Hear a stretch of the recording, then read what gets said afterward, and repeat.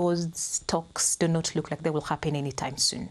Okay, Mercy Juma, reporter, always great to get your updates on this story. Thank you very much. There are also fears that the ongoing fighting in Sudan could not only descend into a civil war, but become a proxy battleground for Sudan's neighbors. Mo Ibrahim, a Sudanese-British philanthropist, says this could be the case. He sat down with the BBC's Joel Kiriungi and explained why the fighting should be contained as soon as possible before it spreads beyond Sudan's borders. It's heading to disaster, I'm afraid. This is civil war raging in the country, and that's something needs to stop. I mean, we don't want another Syria there. The whole region here is very fragile. This neighborhood here is very much troubled. We had a lot of issues, a lot of problems, a lot of killings in Somalia, in Libya, in Ethiopia. I mean, look around us here. And now Sudan is going to flames. That's just not acceptable. If we don't stop this, this is going to spread. So I'm extremely disturbed with what's happening there, and everybody should be disturbed with what's happening there. Speaking of this region, what impact is this conflict likely to have on Sudan's neighbors? People need to understand that our borders do not really contain all our ethnic groups. Our people are all over the place, and the fighting there can extend somewhere else. Then refugees. It can be a serious problem. Millions of refugees are going to cross the borders. Who's going to look after this? What will it take for these two warring generals to end the conflict? First, they need to understand that there will be consequences.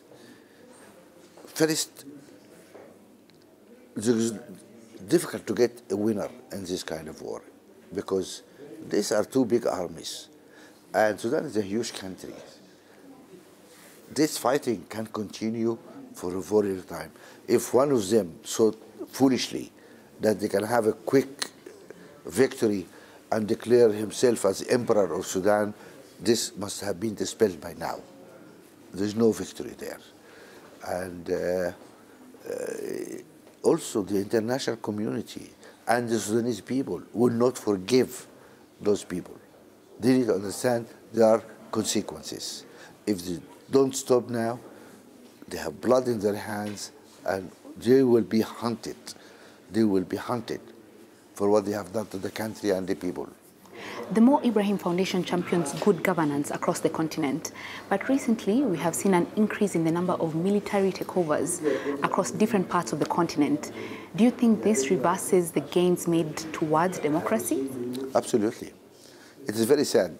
We see in the last few years that we have a democracy recession in the continent, and number of issues. I mean, to start with, governance here in Africa cannot separate it from global governance. And we see global governance really is not in a good shape. I'm trying to be polite. It's not in a good shape. A few years ago, we had some strong moral voices in Africa, fathers of Africa. That's the British Sudanese philanthropist Mo Ibrahim. Well, according to the United Nations, the humanitarian situation in Sudan is reaching breaking point. Since the war broke out on April 15th, more than 500 people have died and thousands are fleeing the country. Neighboring Chad, a country with its own crisis, is facing a lot of pressure on its limited resources and economy, as it hosts more than 1 million people, including nearly 400,000 already from Sudan. Well, let's joined by Pierre Honorat now. He's Chad's country director for the WFP, that's the World Food Programme. He just returned from the border region with Sudan and joins us from Abeche in central Sudan. Thanks for talking to us, Pierre. I mean, you've just returned from the border with Sudan. Tell me what the situation is like for these 30,000 people that we hear have already crossed into the country. Yes, and thank you very much for that opportunity. I mean, if I may just come back, you rightly say that already Chad is under pressure with 1.8 million of Chadians food insecure during that lean season, plus 600,000 refugees already hosted by Chad, 300,000 displaced in the country. This is massive. And as you rightly say, for Sudan, there were already, before the crisis, 400,000 Sudanese refugees at that very specific border. So it's really critical now, and WFP just need $160 million to cover those emergencies and help the government of Chad to respond to those emergencies for the next 6 months. So this is massive. The situation that we saw, I was there with UNHCR colleagues and UNICEF colleagues as well, and the government a week ago already, and I came back again this time. You just see more and more coming. A week ago, we were saying, as per UNHCR figure, that there was an estimate of 10,000. Today, we are over 20,000 as per the latest figure. So it's very massive. We need to be very careful. They are crossing the border at different points. So today, to reach them, it's already very, very difficult. Let's not forget that we are 5 days of driving from N'Djamena to that border to access them. So it's not easy at all. Many have crossed. The World Food Programme, we have already responded, and we have already assisted with some food, some 7,000 as of yesterday. We are hoping to reach 10,000 today, but it's very little. Indeed, Pierre. I mean, you've just said something that's just astounded me. It takes 5 days to drive from the Chadian capital in N'Djamena to where these Sudanese people are crossing over into Chad. But when you do get there, what kind of shelter do they have? Have they got makeshift shelter, tents, a sort of a settlement, or are they just lying under trees? Exactly. They just cross. Those people that just came are really across the border, which the border is materialized by a river, a dried river. It's totally dry now. And they just cross. And those that came as of yesterday, day before yesterday, were really the ones that were at the border. They just cross and they just sit there, under the trees, looking for some shade because it's really, really hot. It's very desertic area. You have nothing.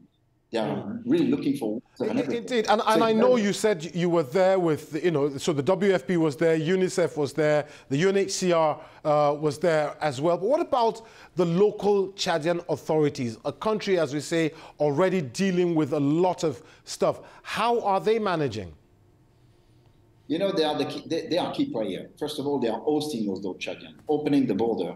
They are providing safety and security. And I can tell you, this is the first thing the people, when you talk to them, this is what they are telling us. We feel safe. We are relieved. They really lived, things terrible on the other side. So this is the first thing. They gave this safety. Then secondly, the government is helping us to go and visit the different side crossing points. They have all those informations. So we go there with them. They help all the registration. They coordinate also the response and all those NGOs and us, the humanitarians that are coming. So they are really doing great. Okay. And I think, they are really, really facilitating our work. Okay, Pierre Honora, who's Chad's country director for the WFP. Thank you very much for your insight into this story. I hope that we can have you back on the program as we continue to talk about the plight of these people. Thank you very much. Still to come here on Focus on Africa, we hear of new arrests in Ethiopia's Amhara region. The government says the 47 journalists, activists and campaigners who were arrested were attempting to overthrow it.